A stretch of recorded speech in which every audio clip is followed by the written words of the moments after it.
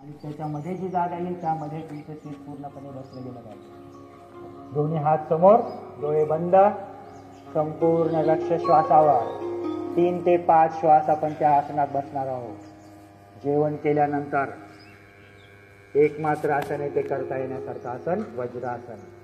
वज्र म्हणजे काय? एकदम स्थिर, कडक. त्या पद्धतीने हे आसन पाचन क्रिया सुधारण्यासाठी, अग्निमांद्य कमी करण्यासाठी सर्वात उत्कृष्ट आसन वज्रासन. जेवण केल्या जर तुम्हाला अनइझीनेस वाटत असेल तर एक 15-20 मिनिटं या आसनात बसायचंय, एकदम पाचन क्रिया सुदृढ होते.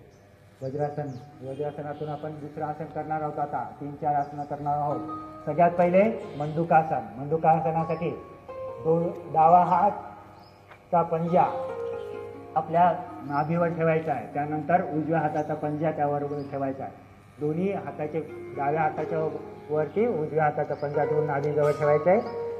दीर्घ श्वास आतमध्ये घ्यायचा आहे आणि दीर्घ श्वास सोडत समोर वाकायचा आहे आणि कपाळ जमिनीवर टेकवायचा प्रयत्न करायचा आहे. श्वास सोडत यामागे मागची कंबर उचलणार नाही याकडे लक्ष द्यायचं आहे. कंबर उचलल्या जाते तरी कंबर न उचलता समोर कपाळ जमिनीवर टेकलं गेलं पाहिजे. पोटावर विशेष दाब पडतो, पोटावर दाब पडतो, मस्तिष्कापर्यंत रक्ताचा संचार होतो. त्यामुळे पाचन संस्था, प्रजनन संस्था, अंतःस्रावी ग्रंथी संस्था, रक्ताभिसरण संस्थेवर विशेष परिणाम. म्हणून मधुमेह नियंत्रणासाठी हे आसन सर्वोत्कृष्ट बनलेले आहे.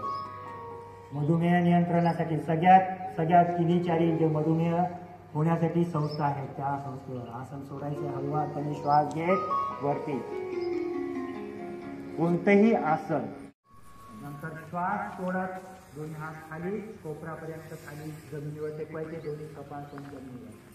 विश्रांतीचं आसन. यामध्ये तुम्ही हळूवारपणे श्वास घेत पूर्ण लक्ष श्वासावर ठेवून हळूवारपणे श्वास घ्यायचा आहे, हळूवारपणे श्वास सोडायचा.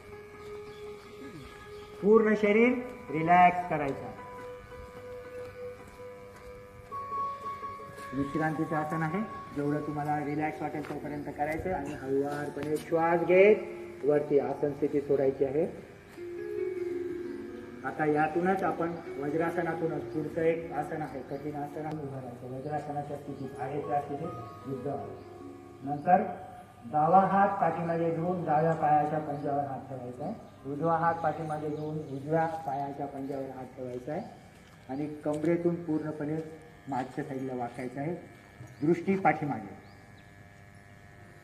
हळूवार योगी श्वसन चालू ठेवायचं आहे. दीर्घ श्वास घ्यायचा आहे, दीर्घ श्वास सोडायचा आहे.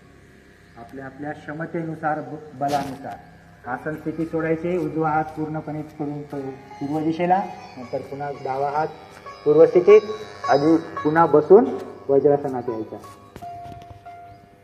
आता वज्रासन सोडून पोटावर झोपताना डाव्या कुशीवर झोपून उजव्या हाताचा सहारा घेऊन झोपायचा. पोटावर झोपायचं. विपरीत शयन स्थिती. सर्वात पहिले आसन करणार आहोत आपण.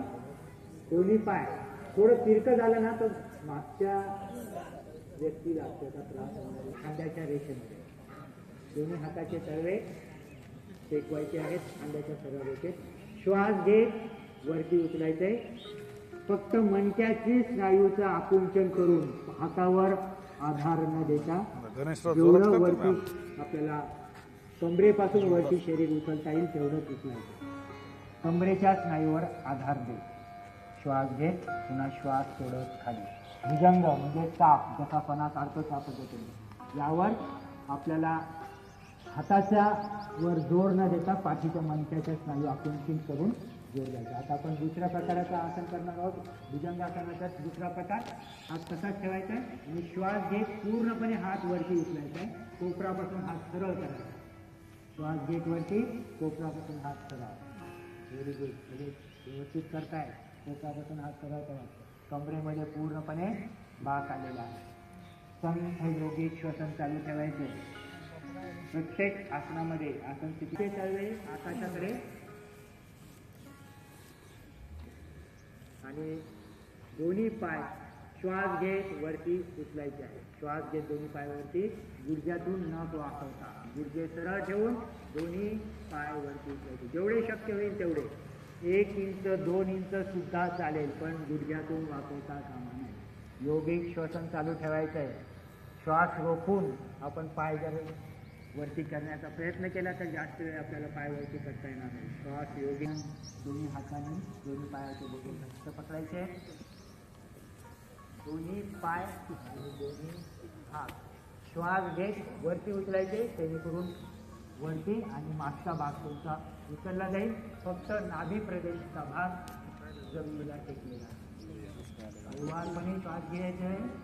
योगिक श्वसन सगळ्यात महत्वाचं आसन आहे. स्वादुपिंडावर, यकृतावर, मूत्रपिंडावर चांगला प्रभाव पडतो. म्हणजे माउंट जीवन के साथ भी जीवन के दोन्ही पाय